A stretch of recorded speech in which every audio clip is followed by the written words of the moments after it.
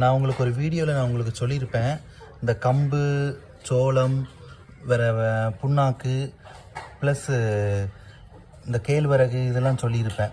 So அதெல்லாம் நான் என்னோடய இதில் பார்த்தீங்கன்னா இந்த மாதிரி குறையாக இந்த மாதிரி பாருங்கள். ஸோ இந்த மாதிரி அப்படி திரித்து வச்சுருப்பேன். சரிங்களா? ஸோ இந்த மாதிரி நம்ம போட்டோன்னா கண்டிப்பாக அது வெயிட் கெயினும் ஆகும்.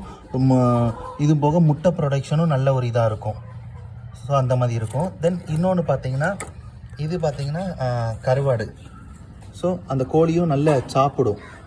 ஸோ ரொம்ப விரும்பி சாப்பிடும். ஸோ இது பார்த்தீங்கன்னா எங்கள் ஊர் ஸ்பெஷல் கருவாடு.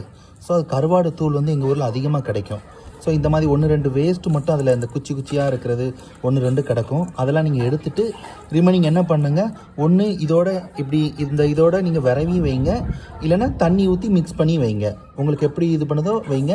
ஆனால் நல்லா விரும்பி சாப்பிடும்.